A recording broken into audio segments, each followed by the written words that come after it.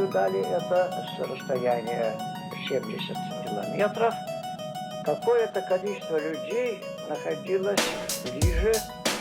Одного солдата, находившегося в канаве, засыпало песком, и один солдат погиб в одном из... Are you enjoying your toys? Mm-hmm.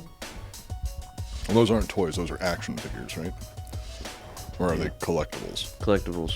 They're toys. Collectibles. They're only toys if you play with them. I'm playing with them. Oh yeah, so they're toys. I'm a 40-year-old man. Not yet. Not yet. Almost 40. Playing with toys. Welcome to the Iconoblast podcast. This is the show that takes a look behind the public facades of famous icons to show you why you can never take anything at face value. My name is Cooper, and sitting across from me playing with his Halo toys, action figures, they're not dolls, is Joel R. Benner. Hey. Hey, everyone. Iconoblast. We put the past on blast. Hit them with the truth, with things you never knew. Nobody is safe, no thing to place. Got Joel and Coop with history in your face. Iconoblast.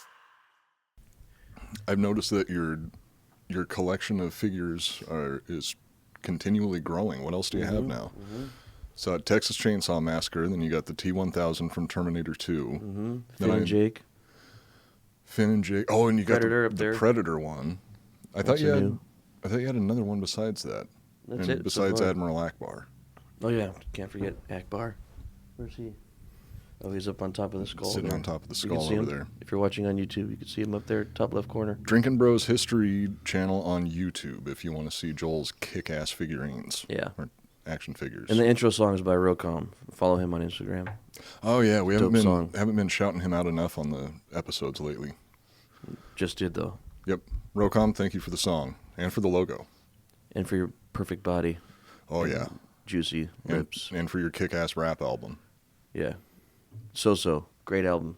I thought you were saying it's so-so. It's so-so. No, it's good. I've listened to it like when it first dropped. I listened to it on repeat for like a week, and now I put it on like once a week, just whenever I need to be feeling good, feeling happy. I really like it It's because like it's sweet, like upbeat album. Yeah. Yeah, it's like a weird combination of rap and like pop punk.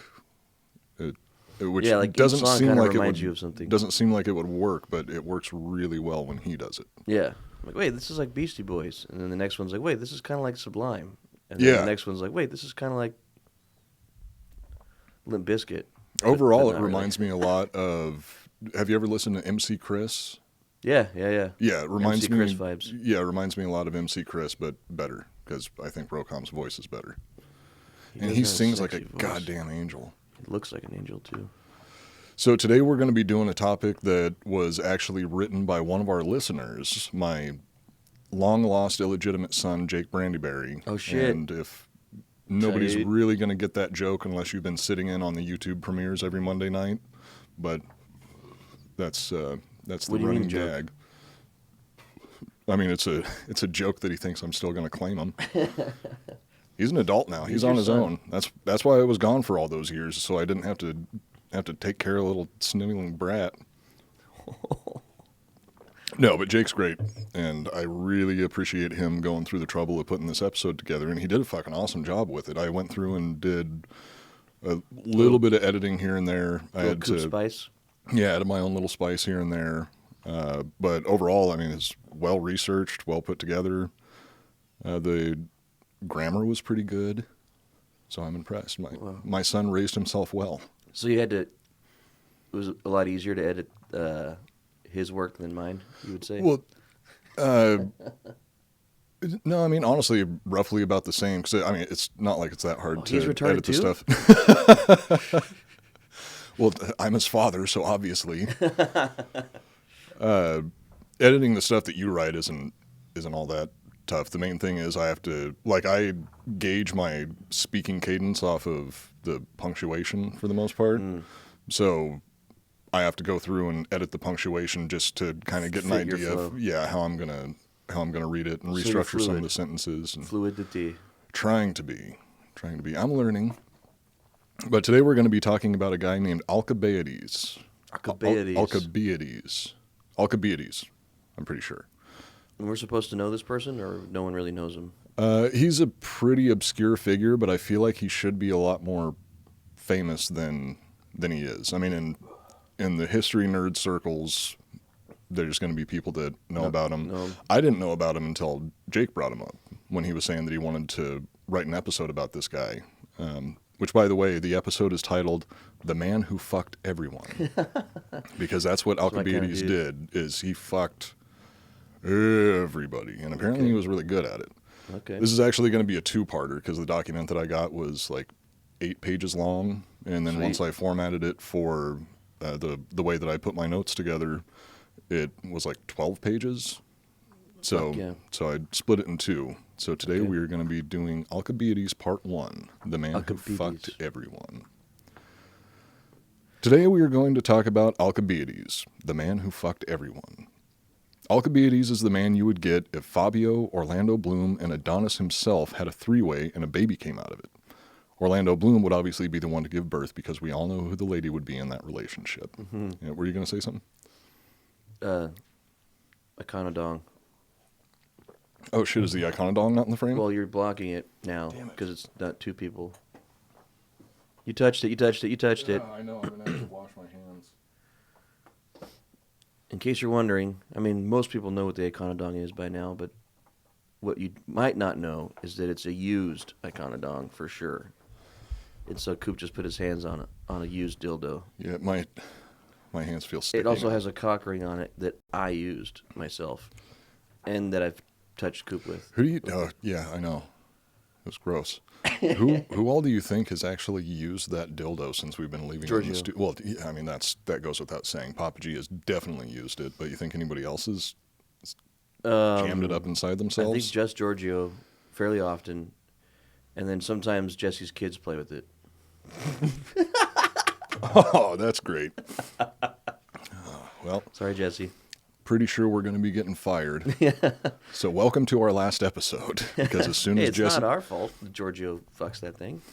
Yeah, well maybe Papa G does what he wants. It's not on us. Is it our fault that we leave it sitting here in the studio? Well, I mean, it's part of the set decoration. It's our set deck, yeah. If there's a guy running around, if there's a little troll running around the office fucking everyone's set decorations, it's not our fault. Are you talking about Giorgio? Giorgio? Yeah. Oh, okay. Yeah, as long as you're not saying that about Jesse's kids, because she will literally fucking kill us. No, I'm talking about Giorgio. Yeah, Jesse's kids are great. I can't begin to describe how attractive or charismatic this guy is. It's like in Greek mythology where they say someone is blessed by the gods. Everyone wanted to fuck this guy. To put it in perspective how charismatic this guy was, we'll make up a little story about what an average day for him would be like. Cool. Alcibiades would roll up to a guy on the street, we'll call him Stevenos. Alcibiades would say, "Hey Stevenos, how about we go behind the building here and I'll drill your brown starfish?" Stevenos would of course say, "No problem, Alcibiades. Come slam my dirt box like a screen door." Everybody was just so into fucking this guy. He must have been handsome. I'm assuming he charming for sure, and sometimes if you have enough charm, you don't need to be Are there statues attractive. of this guy? What year approximately? It's around the Peloponnesian War. Yes, this is in the BCs. I don't remember how far back. I think a date comes up at some point. Did you find any pictures of what he kind of looks like, or do you describe him in this? No, there's no description of what he looked like, and it was so long ago. A glowing ball of light. He was a glowing ball of light. He was pure sexual energy. After getting slammed, Stevenos would invite Alcibiades over for a nice dinner at his house. Alcibiades would show up, enjoy the dinner and drinks, then Stevenos would say, "Hey, Alcibiades, you're such a great guy. How about this?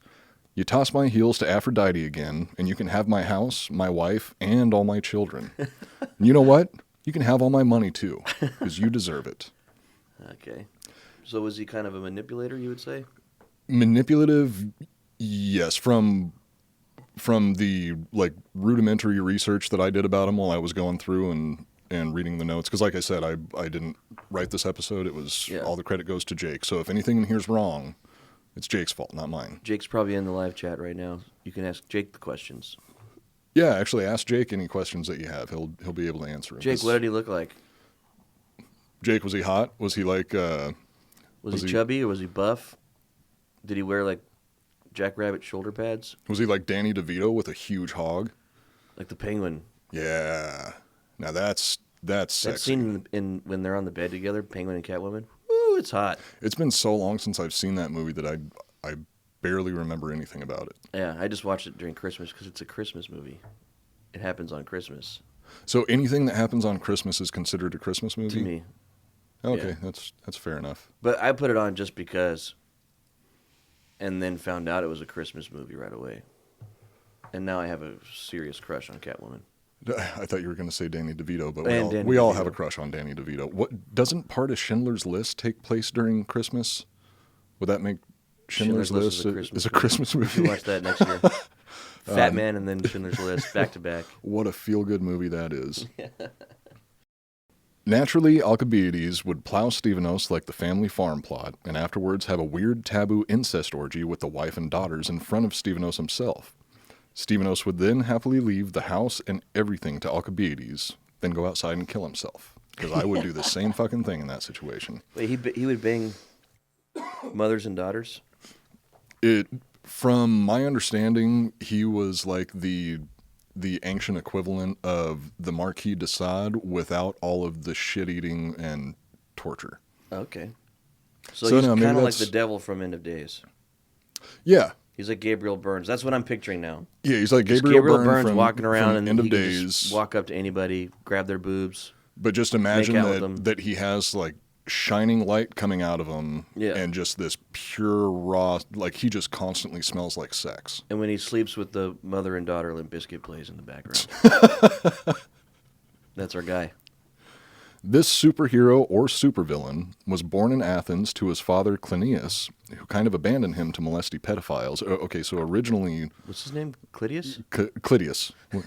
Makes sense considering how Alcibiades grew up. So originally this line said something along the lines, there was a portion of it that was in parentheses where it said, this superhero or supervillain was born in Athens to his father Clinias. And then in parentheses it said, who abandoned him to some molesty pedophiles just like you, Dad. Nice. His mother was Dinomaki from the powerful Alcmaeonid family in Athens. Spoiler alert, Alcibiades was the last influential member of this family. I'm positive that I butchered both of those names, but we're Clitoris just gonna, and Alcibiades? it was Alzheimer's? Clitoris, Alkaline. Clitoris Dino Muncher from the arachnid family. Oh, cool. It's related to bugs. Yeah, I think her family originates from Clondathu. Okay. Great place. Oh, it's beautiful. Not as beautiful as Zegama Beach, though. A little dry, but yeah, beautiful canyons, beautiful. Not friendly to Mormon communities that try to set up there. No, but it's really easy to get through the atmosphere. Yeah. You can get right down in there. Yeah, you just got to Not a watch lot out. You got to watch out for the plasma fire. It's supposed to be random and light. Yeah. Being from a powerful and influential family of Athens, Alcibiades was given a top-notch education in all the normal pursuits of the time. Philosophy, math, wrestling, oration, and pederasty. Basically what you would imagine an Athenian education would be. He was even once tutored by Socrates himself, and by tutored, I mean used as an Athenian equivalent of a fleshlight. Socrates. Wait, what do you mean? They had fleshlights back then? Or is that a joke? Alcibiades was the fleshlight. I get it. Socrates was Good one, Jake. Socrates was giving him a very thorough education. With his Socrates. More He's like- such a Socrates. More you like know? Cockrotes. Socrates of the Bill and Ted's Excellent Adventure fame is an interesting topic. He quite literally talked himself into an execution on principle alone. Like the Marilyn Manson of the ancient world, Socrates was accused of corrupting the youth and put on trial.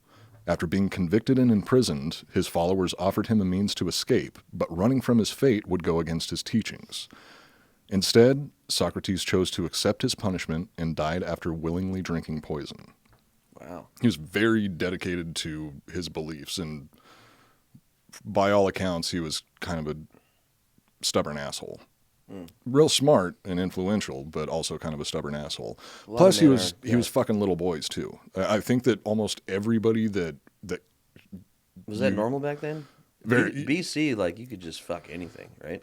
yeah Yeah, back in those, I mean, you still can. You're just going to Get in trouble. get in trouble for But it. it wasn't looked down upon back then, right? Back then, Or as maybe long in as some cultures. in some cultures it might have been, but in general Mediterranean culture, like in Rome and Greece, yeah, you could fuck a little boy.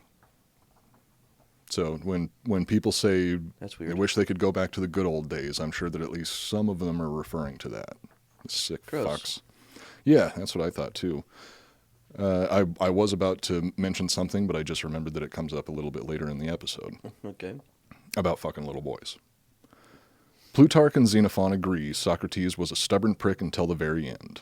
And speaking of stubborn pricks, Alcibiades felt the pointy end of that many, many times. In ancient Greece, it was a common practice for older men and teen boys to practice pederasty.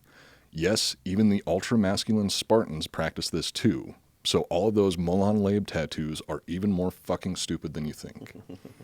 The Molon Labe, it might be Molon Labi or Moulin Rouge. Moulin Labia. Labia. I think is the Moulin proper way to Labia. pronounce it. But that's it's like the silhouette of a Spartan helmet. Moulin Labia. And Moulin Labia, what that translates to is "come take them," I think. Which C-U-M. is, yeah, come C-U-M. Come take them. Take them. And it's a reference to Xerxes saying, "Lay down your weapons," and Leonidas saying, "Come and take them." Do you think Leonidas had camel toe when he told him that? Well, I think technically it would be considered a moose knuckle. And I think it's hard to have a moose knuckle when you're wearing like a loincloth pretty much. Oh, they were free. Yeah, so it was just like flapping in the breeze. Can you imagine like what a group That'd be of so cool to see. a group of Spartans running would just sound like a bunch of people clapping, like Yeah. It would, actually, though. insides of their knees. Have you are run always- naked? It hurts. That's the other thing that people don't realize. Because I've done it and I've tested this. The older you get, the more your balls drop. I was trying to think if I ever had run naked, and I haven't. I'm sure I missed a really solid joke right there, but I got nothing. But I have actually run naked as an adult, and it fucking hurts. You got caught by someone's parents? It's something like that. But when you run naked, if you're a man, there's a rhythm to your legs, you know? So you literally are like kneeing yourself in the balls over and over. It's like one of those Newton's cradles. That's It's the exactly thing like where that. the balls like it's are hitting your slamming thighs the into whole each time, other. and your dick just fucking bam, bam, bam, bam. It Oh, sucks. fuck. Like you have to if you run naked, you literally have to hold your junk while you run. And that's not just to protect Test everybody me. else from Yeah. the sight. Anybody doesn't believe me, if you're an adult, try it. It's true. You have to hold your junk when you run, or you're going to be hitting your dick and balls against yourself while you run. It's really weird. If you're gonna test out running naked, you definitely want to do it on some sort of surface that isn't going to have a lot of pointy rocks or anything like that. So like In case you fall. a track, like a running track would probably be good. Yeah, during the week, during school hours, would probably be the best time. One of the best places to find a track is at the average high school. Yeah. Oh, I had a little something stuck in my throat. That's what she said. So yeah, the official position of the Iconoblast podcast is if you're going to test out running naked or you want to go for a naked jog, do it at the nearest high school. Alcibiades lived pretty much all of his life and won all of his fame during the Peloponnesian War. Peloponnesian. To make a long story short, the Peloponnesian War was a drawn-out conflict between the allies of Athens, Sparta, and Persia. It lasted from 431 BC to 404 BC and deserves its own series of episodes. So It's like the 300 movie. Pretty much. yeah, we'll say yeah for now. But that's the time period? Is that the war? The Peloponnesian? It's a Peloponnesian War? It might be, and I'm kind of embarrassed that I don't know the answer to that. I've never even heard of that word, so Peloponnesian? yeah. So that's all new. It's all new news to me. Yeah, to answer your earlier question, Alcibiades lived sometime between 431 and 404 BC. Okay. The important part here is that Spartan armies would ravage the countryside around Athens during the campaigning season. They would show up on the doorstep of innocent farmers with their shields and spears, rock-hard abs, and even harder dicks. They would proceed to rape the countryside along with anything else unlucky enough to meet the pointy end of their spears or their rock-hard dicks.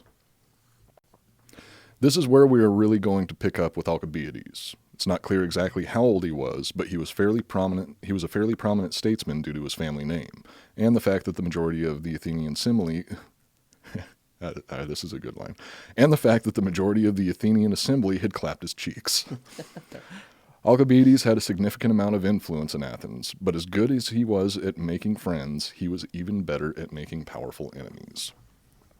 Which is understandable considering the amount of wives that he surely had sex with. Mm-hmm. And I can't believe that he fucked Socrates. Well, technically Socrates fucked him, but still, like that's a claim to fame right there. Have you ever been fucked by a famous philosopher? Well, you're not famous yet. I wouldn't really call myself a philosopher either. I'm trying to think. I think was cheating a big deal back then, or was it like the French now? Oh, I think that. Like, did they have this loyalty to each other and all that kind of shit back then, or they were like savages? I mean, they had marriages and stuff like that because I think it was Socrates that had a quote about marriage that I'm going to try and butcher right now. Paraphrasing it was roughly, go ahead and find yourself a wife. If you find a good wife, you'll be happy. If you find a bad wife, you'll become a philosopher. Hide your kids, hide your wife. That was kind of a dig at his wife also. His own thing was a dig at his own wife. Yeah, because he said if you find a bad wife, you're going to become a philosopher, and he was like the most famous philosopher of the era. Probably why he spent so much time fucking little boys. Yeah. Do you think that he fucked those little boys on a ghost bed? You know what? There's a good chance that he did. Ghostbed is one of the oldest companies, and it started off as a country, and now it's just a company. Which reminds me, do you know how old Nintendo is? The company Nintendo? No. It's like over 100 years old. That's dope. They started off making playing cards. They were making ghost beds and playing cards. and then Ghostbed became bigger than Nintendo, so they split off. Yeah, they split off. Like, you do video games, we'll do beds. They didn't want the rest of the company dragging them down. But originally Nintendo was making playing cards and running like brothels and shit. Yeah. I didn't know that was 100 years ago, though. That's pretty cool. The Iconoblast podcast is presented by ghostbed.com/Drinkin' Bros. Ghostbed has been a loyal sponsor of the Drinkin' Bros for 5 years now, and everyone here in the studio is in love with their mattresses and pillows. Ghostbed makes their high-quality mattresses right here in the USA, and each mattress comes with a 20-year warranty. You can try a Ghostbed mattress for 101 nights, and if you're not completely satisfied, you can return it, no questions asked. Their mattresses and pillows have cooling technology to help keep you cool at night, which even during the winter can be helpful because I run a little hot. Yeah. Put off a lot of body heat, and even it's frustrating because with shitty sheets, like you're constantly kicking them off, and then you get cold, and then you put them back on. You get too hot, you kick them off, put them back on. That happens to me no matter what sheets. But also when it's winter, you want to stack like it's fun when it's super cold in the room. Yeah. And you put like 10 blankets on. Yeah. But then you start sweating. Yeah, I like doing it that way too. But you get sweaty, and that's because you need the Ghostbed cooling pillows and sheets. You can buy a mattress for around $35 per month, and they have no money down, 0% financing plans. Ghostbed also offers bundles so you can get everything you need in one convenient package. Just choose from their 4 mattresses and then pick your bundle. So whether you just need a mattress and a frame, or you want it all, like their cooling pillows and sheets, you can always get the best bang for your buck. Right now, Ghostbed is offering a flash sale where you can get 40% off when you buy a mattress and adjustable base, or 30% off of everything when you use the promo code Drinkin' Bros. The adjustable base, highly, highly recommended. We've got one here literally in the room that we're recording in. We've got a Ghostbed with the adjustable base on it. Dope. You can incline it to, so first thing in the morning when you wake up, you don't feel like getting out of bed, but you don't want to stuff a bunch of pillows behind your back and make your back all sore, which is how I feel. Push a button, raises you up, and it vibrates. Yeah. If you have your PlayStation 5 set up in there, you can just sit up, stay in bed, play video games straight from your bed, and it's like you're in a gaming chair. Just like that. Boom. Oh, fuck, that sounds good. Head over to ghostbed.com/Drinkin' Bros to take advantage of all their awesome deals. That's ghostbed.com/Drinkin' Bros. Ghostbed. Sleep so good, it's scary. And bed's so cheap, it's scary. Our other sponsor for this episode is ShipStation. Shipping delays, supply shortages, holiday demands. Last year was a mess.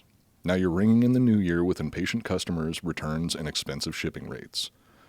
Now is not the time to start slacking on shipping your customers' orders and exchanges. It's time to switch to a shipping solution that can handle it all painlessly, leaving you more time to focus on growing your business.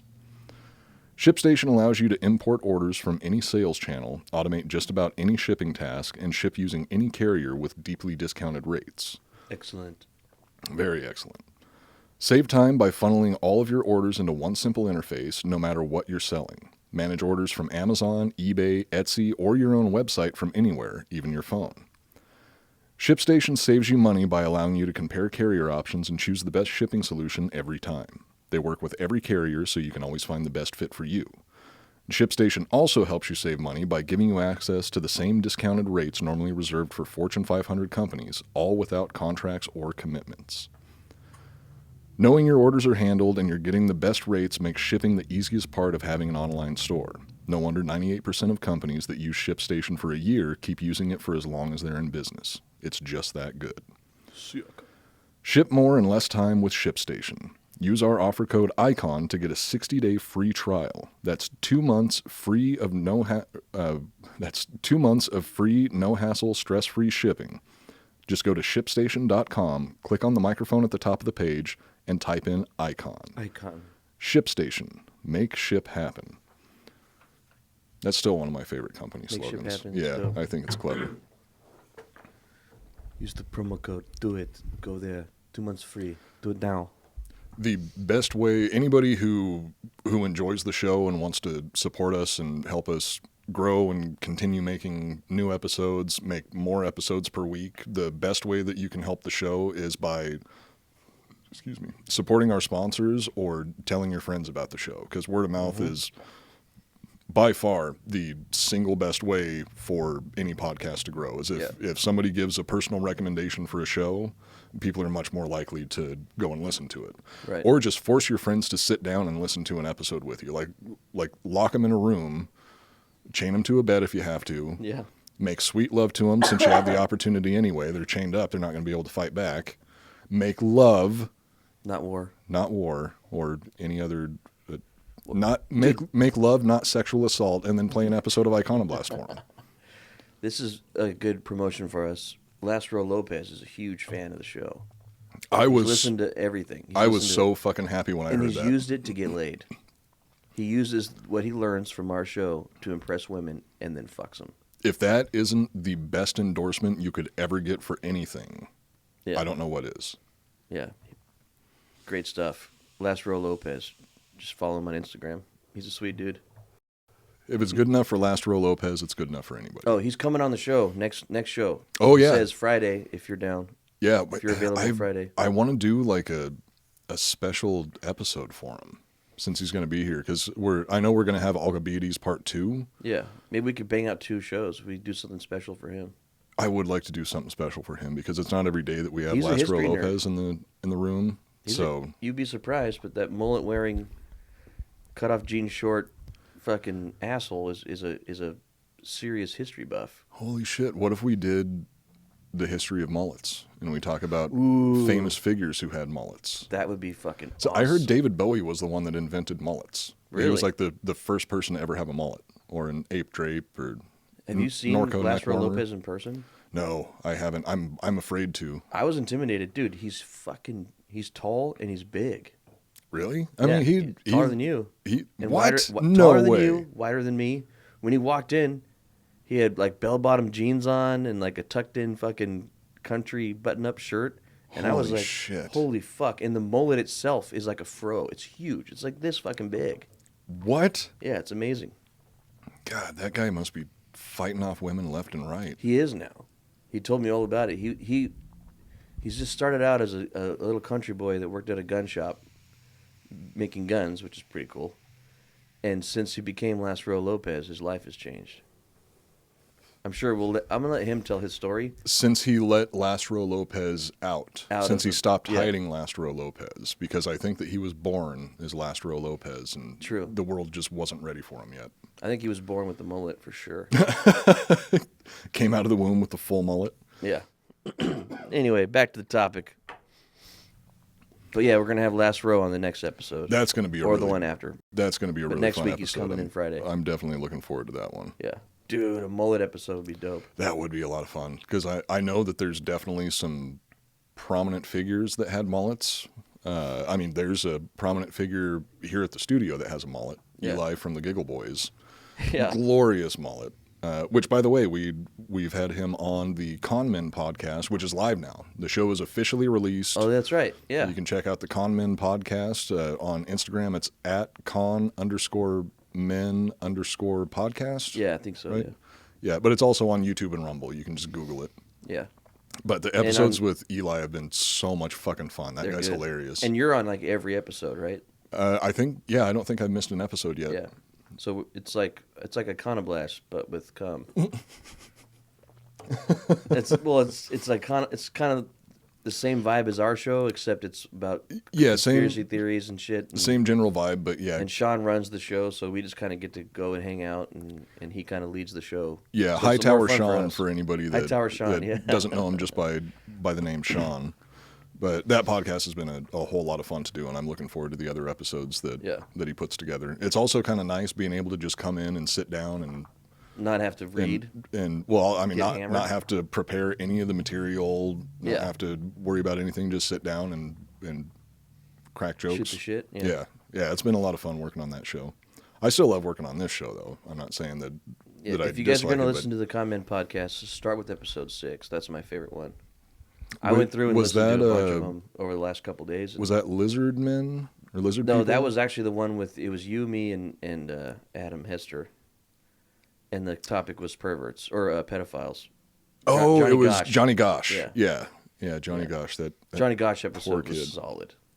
Yeah, I think that all of the episodes have been turning out really, really well with Conman, especially considering it's less than 10 episodes now. It's just kind of Sean's first attempt at doing this shit, and he's doing a pretty good job. Yeah, it's all coming together really well. Yeah.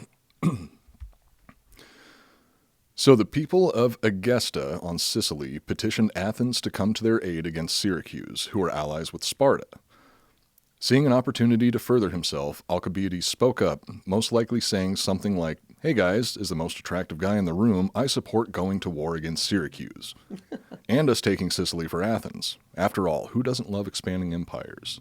Then he probably sucked a couple dicks and had sex with somebody's wife, dropped the mic and walked out of the room. He was getting a blowjob under the desk, but no one knew. Oh, no, he would make sure that it wasn't under the desk, just to let everybody Well, it started watch. that way. It was like one person, then 2 people, then 3 people, and then there was all of a sudden the too room many was people. almost empty.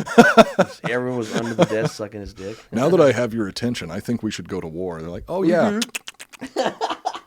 This is where Nicias, someone who isn't a big fan of Alcibiades, steps in to try and convince the assembly of how bad of an idea this is. The campaign would be costly, and they would need an enormous navy to undertake such a campaign. Alcibiades, never one to miss an opportunity to bring more seamen into the world, turned this to his favor. Using his supernatural ability to be charming, he convinced the Athenian assembly to build a massive navy. Tight. That's cool. You get the seaman joke? Mm-hmm. Because it's not jizz, it's the actual sailors. I get it. Okay, good. Was that Jake or you? That was me. Any of the jokes that don't land are most likely mine. The good ones are Jake's. History would show this was a huge foot-in-the-mouth moment for Nicias. He would be appointed as a general on this campaign, along with Alcibiades and another Greek general named Lanicus. By all accounts, Lanicus was a very competent and wise general, so the campaign was in good hands. It's almost like Lannister. That's the same thing that I was thinking when I was reading through the notes. I was like, oh, Lanicus, that's like Lannister. Lanicus. It's like Lannister, but with a little kiss. I wonder if he always pays his debts. Fucks his sister. Alanicus always fucks his sister. Shortly before the expedition was to embark to Sicily, a scandalous event occurred. The defacing of the Hermes. A Hermes was a shrine to Hermes and was essentially a sculpted bust with a dick and balls on the front. And it literally is. If you look up a picture of a Hermes, it's just a head on a pillar, and then there's just a cock and balls on the pillar. What is this? It's called a Hermes, Herms. Okay. Sounds naughty. Seeing as Hermes was the god of travelers, this was seen as a bad omen. they were really into omens back then. Do you have to pee right at the... Why is it fizzy?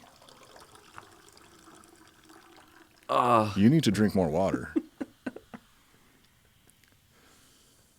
Alcibiades was implicated in this controversy, since as we know, he will fuck anything.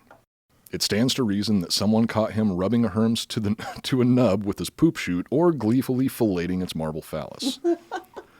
Guilty or not, Alcibiades happily faced the Athenian assembly for a trial just before he was to set off on his campaign. Whether Alcibiades was hoping the trial would get him out of going on campaign or if he just had an honest fuck-up, we'll never know. As the old saying goes, let he who has never fucked an Athenian minimalist statue cast the first stone. I think he was just trying to have an easy trial so he could blow off his duties so he could blow more philosophers. Regardless, he was sent off to Sicily anyway. Once arriving in Sicily, the Athenians expected a huge fanfare of people excited to see their liberators. They were greeted by no one. This was likely due to the call for aid coming 3 years ago. So they received a call for aid, and it took them 3 years to get everything together and go save them. Go help. And thinking about the time that it takes for people back then to communicate from other side, other sides of the same city, let alone other parts of the world, it's just crazy to me. It's weird. Because nowadays, when you have a phone in your pocket all the time, if you go to the store and back, like, people are calling to check up on you. Back then, your husband or your son would go off to, I'm going to go to the store and it'd be like 2 months. Yeah, like 2 months later, and the whole time you're just like, well, hope they're not dead. Yeah. If they are, I won't know until they never show up. But then they could show up like 4 or 5 years later and be like, oh, I got caught up in a war. Yeah, good to have you back. Yeah, welcome back. It's just so weird how... And it was normal. Like, yeah. You didn't get in trouble if you... Now, if you take 3 hours at the grocery, you come home and your fucking girlfriend's pissed off at you for taking too long. Back then, you could be gone for 3 months and come back. You probably made 3 kids while you were gone. Your girl's just happy to see you. Well, that's weird. I've been gone for a year, and you've got a newborn baby. He's my son. The math doesn't add up. He's my son. That's where the story of the Immaculate Conception comes from. Yeah. That's why they have those stories in the Bible about the Virgin Mary and magical babies being born somehow. Which, by the way, that's always kind of confused me that... So, I'm assuming that Joseph never had sex with Mary because she's called the Virgin Mary. She never fucked, dude. So, they were also married, but they didn't consummate their marriage because if that were me, that would have been like the first thing on my mind. I do, okay, let's get the fuck out of here and go bang. I've been waiting for how long? Like, how long was the courtship process back 69 then? 69 days. 60, so you've been waiting for 69 days, just backed up like crazy, and you just want to shoot some big old fatty ropes in your bride. In the woman you love. And he went that long without consummating the marriage, but all of a sudden she turns up pregnant. He's like, well, what the fuck? We've never had sex. How can you be pregnant if we've never had sex? Oh, God did it. God did it. Oh, that. Why is the baby? That checks out. Why is the baby Mexican? God. God. Yeah, you might not know this, but the Holy Spirit is Hispanic. Mexican. By the way, it was actually a 3-way between me and God and the Holy Spirit. But he's going to be the savior of mankind. Promise. I swear. And then 3... Okay, honey. When he's born, 3 random dudes show up with a bunch of gifts. It's like, that's not suspicious at all. They all fucked her. What I'm trying to get at is Jesus' dad was a cuck. Yeah. And Jesus' mom was a whore. Apparently. Just slept with everybody. Just slept with any Holy Spirit that comes wandering in the door.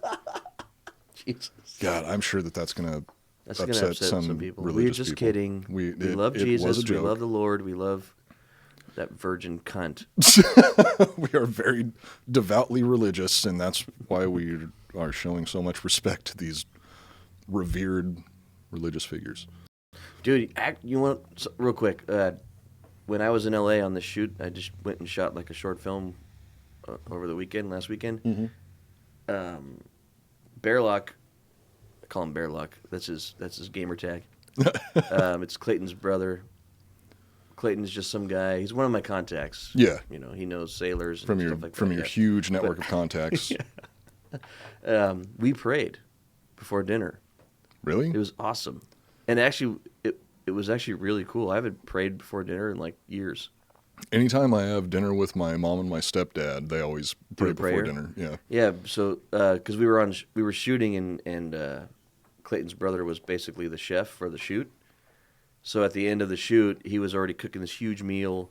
So there was like 5 of us sitting at the table, and he served everybody, and we sat down and started eating. And he's like, "Aren't we gonna pray?" And it just kind of shocked me. I was like, "Oh shit, yeah, let's fucking pray." So we all held hands, and Preston, who's a friend of mine, you know Preston. Preston gave the prayer, and it was awesome. It just kind of Wait, Preston did it? yeah. I didn't know that. Is he religious? Apparently, I was the only one there that wasn't. Really? Yeah. Oh shit, I didn't know that about Yeah, any and of them. Preston like nailed it, like a professional prayer. He blessed the food, he blessed the shoot, he blessed everybody, and it was like a 5-minute speech, and then we ate. And there's something about it I really liked. I mean, I'm not religious at all, but it made me feel like I liked everybody more. Like I was like, oh, I really care about these guys now more than before. Even though I don't believe any of this bullshit, but it was kind of nice to be grateful and thankful and Yeah. say nice things and hope for the best kind of shit. Yeah. You know, it's really liked weird because I'm not religious either, but I was raised in a very religious household, and I went through a long period of time where I You're in a had cult, well, no, I was raised in a Christian cult, yeah. and I went through a long period of time in my teens, like late teens, early 20s, like early to late 20s, where I had this really, really negative view of religion. And I was like, oh no, well, actually, I never called myself an atheist. I always called myself agnostic. Because Yeah. the difference is an atheist is like there's definitely no God, and an agnostic is like I have don't no care. idea if there's a God or not, but I don't think there is, but I can't prove it to you. Yeah. I think I'm more like that than. I mean, I'm kind of down for whatever.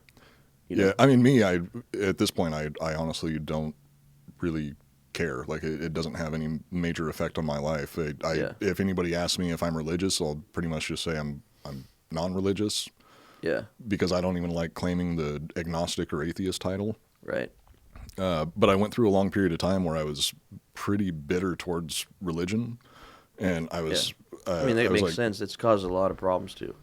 Oh yeah, definitely. The way that people have used religion as a means to control other people has Yeah. definitely caused a lot Wars, of problems. deaths. Yeah, throughout the course of history. But in terms of what actually made me start appreciating religion and making me wish that I did still have faith and that I was still religious, because at this point I don't feel like I could really convince myself to become religious. It would just feel. Well, it'd be bullshit. Yeah, I feel like I'd be faking it and kind of cheapening the overall belief. Yeah. I mean, but the dinner prayer was nice. Like, Yeah, I mean, there's- I don't mind praying with my family when I go and have dinner with my parents.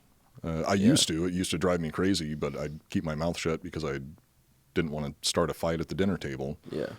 But anymore, I've finally learned to develop an appreciation for religion, and it was actually pretty much exactly the way that you would expect me to, where I was looking at the science of it, like the psychology, evolutionary psychology of religion, Yeah. and how beneficial it is. It still is in terms of keeping people cohesive and teaching valuable lessons Yeah. about caring and forgiveness and everything like that.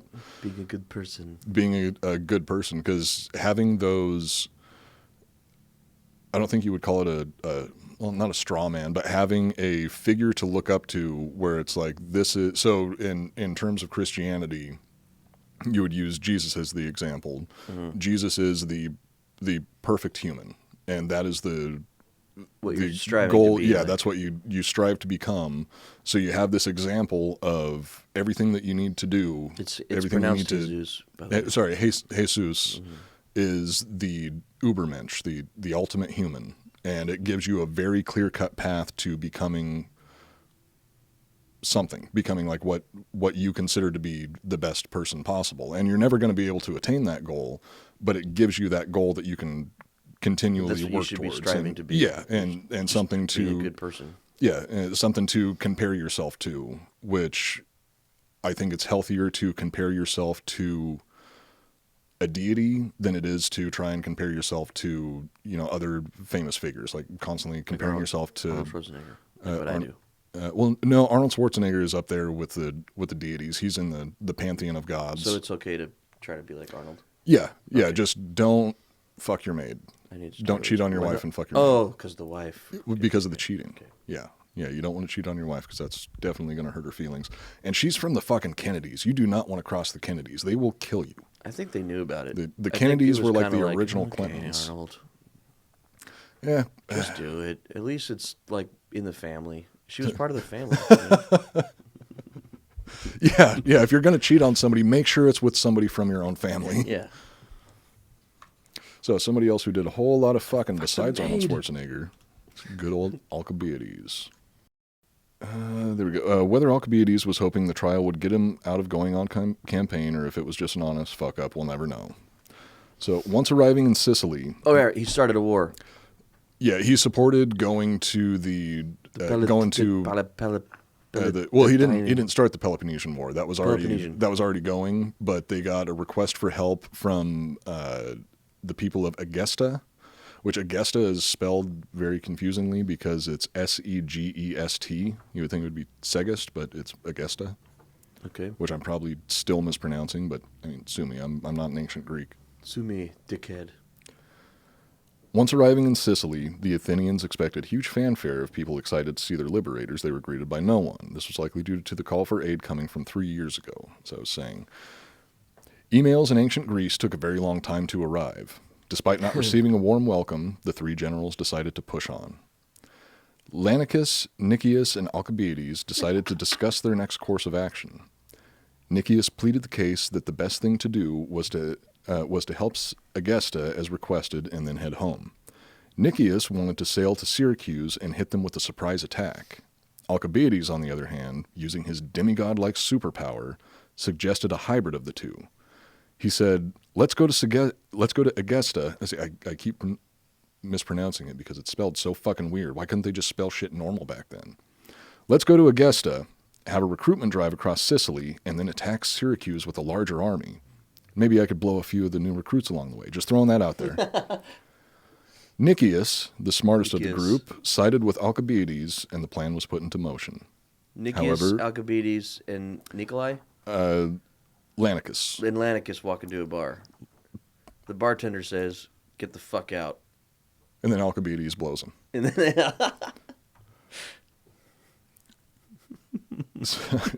so that's a racist joke from Gran Torino. Oh, shit, do we have to drink? Yeah, we should. Well, it wasn't racist in this context, but the context of the original. The way that joke, Clint Eastwood told it. Yeah, the Clint Eastwood replace joke those goes, names with racial slurs. Yeah, he said a black man, a Mexican, and an Asian man walk into a bar. The bartender says, "Get the fuck out." Definitely got a drink for that one. Drink. Cheers. Cheers.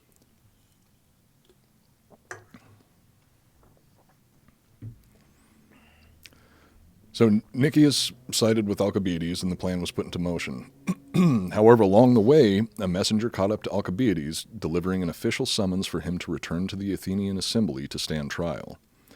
Being super handsome and beyond charismatic, he was allowed to sail back to Athens on his own ship, and maybe blew a few of the sailors along the way.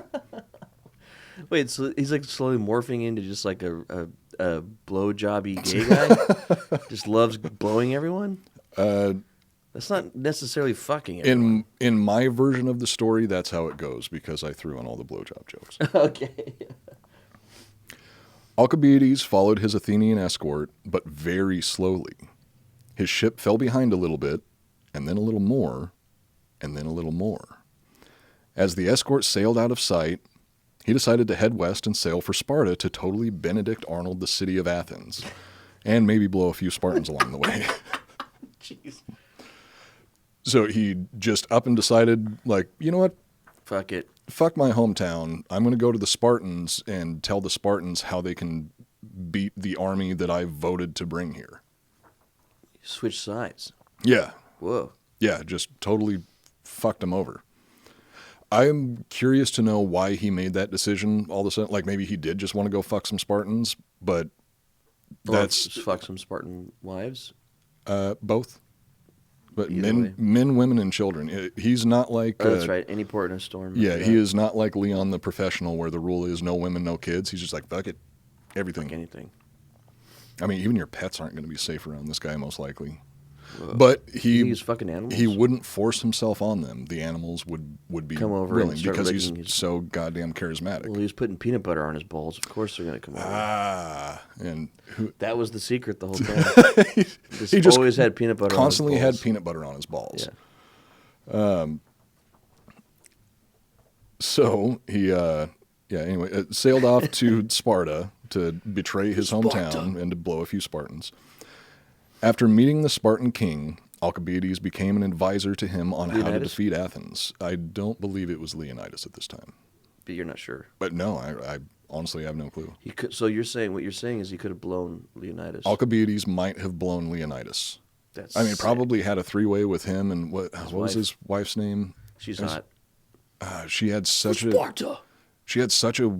a weird name because it was like such a masculine sounding name. Grogu. Yeah, Grogu. Grogu. They named Baby Yoda after say, Leonidas' Samuel? wife. Oh yeah. Yeah, her name was Sam. Jim. Jim, yeah. Leonidas. Jimmy Two Dicks. Leonidas and his wife Jimmy Two Dicks.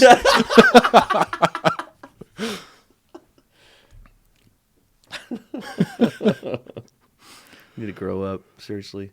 So Alcibiades became an advisor to the Spartan king and advised him on how to defeat Athens, most likely from some... Oh, this is a good one. Jake, you did a good job with this episode, man. I'm going to start this paragraph from the beginning because I think it'll help it land better. After meeting the Spartan king, Alcibiades became an advisor to him on how to defeat Athens, most likely from some very aggressive reach-around sessions. Like Alcibiades had planned, the Athenians landed on the eastern end of Sicily and began the recruitment drive as they marched west towards Syracuse. For Sparta. After 3 years of dealing with the current bullshit, none of the locals wanted to join the Athenians. The march did nothing more than use up precious supplies and leave the soldiers exhausted by the time they reached their destination. Which soldiers was this? These are the Athenians. The So Athenians. they landed on the... Are these like the thespians? Or is it something else? no, I'm sure that they were like the whole spectrum of sexualities. Okay. So they landed on the eastern end of Sicily, and they were marching west towards Syracuse, which was on the west coast, and they were hoping to pick up more people along the way, especially considering that those people were the ones that were like, hey, we need your help, come help us. They've been getting fucked with for so long. They were like, no, you guys took 3 fucking years to get here? No, go fuck yourself. I'm not doing shit for you. Yeah. So they marched west. Nobody wanted to join them. All they ended up doing was burning through a bunch of their supplies and wearing out their soldiers on this long ass march while they're marching to a battle. So now And they're blew it. now Yeah. they're tired and hungry. And the Spartans are going to fuck them up. Well, we don't know that yet. The march did nothing more than use up precious supplies and leave the soldiers exhausted by the time they reached their destination. While the Athenians wore themselves out and used up their supplies, Syracuse had plenty of time to prepare for the coming siege. The Athenians arrived at Syracuse and set up their fortifications for what they knew would be a difficult siege. Unfortunately for them, it was going to be even more difficult than they anticipated. And that's where we will pick things up in the next episode as we conclude the story of Alcibiades, the man who fucked everyone. Wait, so he turned sides and started fucking the Spartans? Yeah, I think so that... now so the Athenians are moving in to attack Sparta? No, they're attacking Syracuse, which is a city on the island of Sicily. Okay, and the Spartans are going to come back up Syracuse? They were allies at the time, yeah. I think that it was a Spartan territory. Sparta. So the Spartans... were like running different cities? I thought they just had their own little Sparta city, and that was it. I thought they were like a little small, weird colony. Well, they definitely were. They were. I mean, from what I can remember, they were primarily isolationists. Like they Fuck wanted everybody else. Let's make this super army just right here in our little backyard. Yeah, and fuck a bunch of little boys and murder babies. Spartans were pieces of shit. Yeah. Like 300 made them seem cool as fuck, but the real life Spartans were all just a bunch of massive pieces of shit. Yeah. Well, you had to be, right? If you wanted to win. If you wanted to survive in Sparta, you had to be. But outside of Sparta, people were they doing actually things a little bit- badasses? Like, were they actually able to kick I mean, everyone's ass? they were good soldiers, and they Could they fight? Could they kick Caesar's ass if it ever happened? no. Caesar's army was No, better. Triarii, yeah, because when it comes down to the Triarii, everybody's fucked. You would say the Triarii were better than the best Spartans? 5 Triarii versus the 5 best Spartans. Who would win? 3, 2, 1, go. Fuck them, marry them, leave 'em. Fuck, marry, kill. Julius Caesar, Leonidas, Alcibiades. Yeah, go. I think if it was 5 Spartans, because the Roman legion, what it really got its strength from was its unit cohesion, its training, discipline. The Spartans were also disciplined, but they were also very Horny? egotistical and overconfident. Big egos. So I think if we put a Roman legion from the Republic era of Rome under the command of Julius Caesar against a unit of Spartans under the command of Leonidas, I would put my money on Caesar any day of the week. Now, if you take 5 Roman soldiers and put them up against 5 Spartans and it's just a free-for-all, I would put my money on the Spartans in that situation. Okay. Because the maybe Romans, the individual soldiers of the Spartans were tougher, but the tactics of the Roman military just would outdo them. yeah. They'd flank them and And I mean, this is also like, Julius Caesar and Leonidas, they're a few hundred years apart. So the Spartans at this time, I'm assuming, were still using like the phalanx, which can be outdone by the maniples of the Roman legion. Okay. The whole process, because they weren't swapping out troops or anything like that, with their front line, like the way the Spartans weren't doing that shit? No, because that didn't really come around until like that was Caesar's fucking shit. He invented that himself. He used his dad, his uncle. Yeah, I think Uncle, that it was his uncle Marius, Uncle Marius, Gaius dude. Marius. Uncle Gaius Marius. So I think that alone would be enough for a Roman army going up against a Spartan army. I would put my money on Caesar on the with a legion. Caesar and Leonidas with a legion. Yeah, with the same amount of troops, I would put my money on the Romans. But so would I. But Caesar would die. Because Leonidas would be like, "Ugh," and have like 6 arrows in him, and he'd throw a spear. Throw a spear that would just go stab, insanely far and have a surprisingly flat trajectory, and just nail Caesar right in the chest, just kill his ass. But they would lose, but he would take the guy down. He would at least take Caesar out. That part, you have to. It makes sense. I mean, it makes perfect sense. I'm trying to poke some holes in that argument, and I got nothing. Oh, but Caesar's possibly. It depends on the trajectory and how strong Leonidas is at that time. The gold filigree armor might shatter the spear. Deflect it. Yeah, that's just true. goes Because like, kink, poof, and like gold explodes is a sideways. notoriously hard metal. Like it is right up there with adamantium in terms of its of its strength. And that's why so much armor is made out of gold. If you want anything that's going to really hold together, gold. definitely use gold. Unless you have access to like Well, it's just literally filigree. anything else. Well, okay, yeah. So yeah, it's the filigree, and the rest of it would be iron. Yeah, I'm pretty sure that was Iron Age. So it'd be just like the ending of 300. He would throw a spear, it'd hit him right in the chest, but his armor would save him. But Caesar would know in his heart that he lost.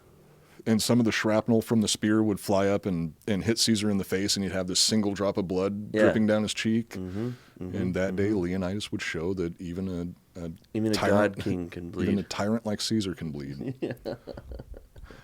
Caesar wasn't.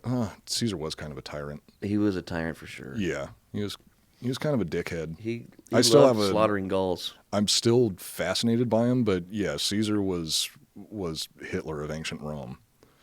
Was he really? If you're being honest with yourself? If I'm being totally honest with I mean, he was much more successful and a lot smarter than Hitler was, but he full-blown tried to carry out a genocide against the Gauls. Right. So got to kind of take that into account when you're deciding whether or not he was actually a good person. I don't think Caesar he invented was pizza, right? Pizza. Yeah. Yeah. And he was the one that coined that phrase also. That I think that was his that was on his family crest at the bottom. It said pizza. His gold filigree said pizza. His gold filigree had the Little Caesars logo right on the front of it. Yeah. Little guy just with a a circle with pepperoni on it.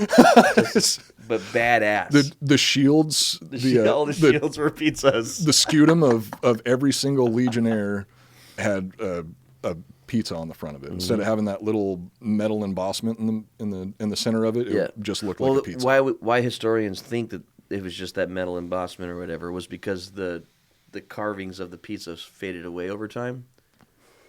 True, so you couldn't see it anymore. Similar to how everybody thinks that the statues from ancient Rome were all white, when in reality they were painted in very, very bright and garish colors. Oh, I didn't know that. Yeah, they would paint the statues. Yeah, when they do tests, I think there's like some sort of spectrograph that they use to figure out what the original pigments were that they used to paint all the statues. They were like super brightly colored. Like, that's interesting. Like rainbows. Like they would still be like Mexico style shit, like bright pinks and oranges and yellows and I mean, just a lot of really surprisingly bright colors, which I mean, it makes me think that like they flamboyant didn't have colors. I would say that flamboyant would probably be fitting. Hard on the eyes. What the fuck is that? What's what? That statue with orange all over it. You'd be like, what the fuck? If you saw it? Yeah, it would be. Well, I mean, it would just look like what? Did a fucking kindergartner color this with crayons? None of these colors go together. Wasn't it hard to have colors back then? So pigments were definitely hard to come by, especially something was super bright like that. You'd be like, whoa. Right? It would be a sight to see. Exactly. They didn't have sight for sore eyes. They didn't have TV back then, so they would be entertained by literally fucking anything. That's why they would watch public executions all the time. That would still be popular now if we could do that. Public executions? Yeah. Oh, for sure. I'd rather go watch that than like HBO Plus. If there was an actual public execution, it would probably be $5 to get in. They'd make fucking $1 million. I mean, that's pretty much what television has replaced, is the spectacle of public executions. That's why there's so many like gory movies. Humans are fascinated by death. Death and sex are the two things that humans are by far the most fascinated with, and they will pay attention to above literally anything else. Sex and death. So if you either Which one do you like more? Death. I mean, as great as the warm embrace of a lover is, I can't wait for the sweet embrace of death. All right. Well, on that note. I guess we'll get the fuck out of here. Call it a day and get out of here. So that's it for this episode of the Iconoblast Podcast. You can follow us on Instagram at Iconoblast Podcast. You can follow me at Coop Nukem. And I realize that might be a strange thing for people to spell unless they were fans of Duke Nukem. So it's CoopNukem. You can follow Joel at Joel R. Benner. Yes. Also, like and subscribe. Subscribe to the And, now on Spotify too. If you listen on Spotify, give us a 5-star. They have a review system now, so if we want to get up on the charts on Spotify, you got to go in there. Yeah, 5-star rating on Spotify. Subscribe, rate, and review on Apple Podcasts. Yes. We usually take screenshots of the funniest reviews and we'll post them on our Instagram because there's been some really good ones. And somebody did post. It's like Squid Game. It's like Squid Game, except there's cum. They had to spell it C.U.M. to get it past the profanity filters, I think. Yeah. I'm just so happy that somebody actually fucking did that. Yeah, and they're getting a shirt.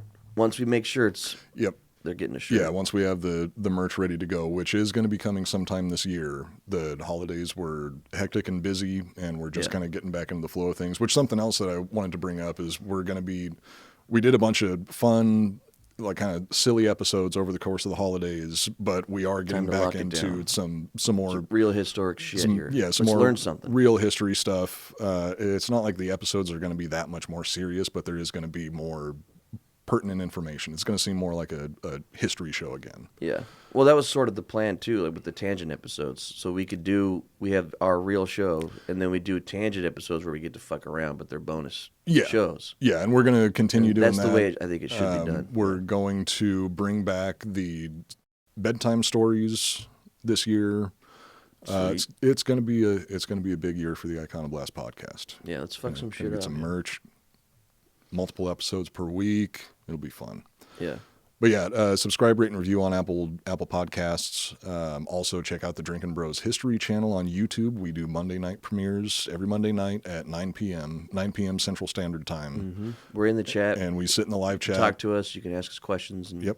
We fuck around, drink, and Yeah, have a good time. it's honestly a shitload of fun. One of my favorite days of the week. Yeah, and people show up just because they build up friendships with the other people in the chat, and it's just a spot for everybody to kind of congregate and talk. So it's a good time. Highly recommend it. Yeah. We'll be back next week with Alcibiades Part 2, The Man Who Fucked Everyone. And maybe with Lastro Lopez. Or we might do 2 episodes next week. Yeah, and do One a with special him. episode with Lastro Lopez. if It'll we have the it'll time. be a surprise to everybody, including us. But that's it for this episode of the Iconoblast podcast. My name is Matt Cooper, I'm Joel Benner. and we are reminding you to never take anything at face value. Wide shot or single? I'm just going to look at all the cameras at once, so I'm delivering the information to the right camera. See you next week, everybody. Put your clothes on. Взрыв выглядел из города Курча, центра Семипалатинского полигона. Ослепительные вспышки и ударная волна сотрясли город. В домах вылетели все стекла. Это кадры из фильма, который был снят специально для показа руководству страны.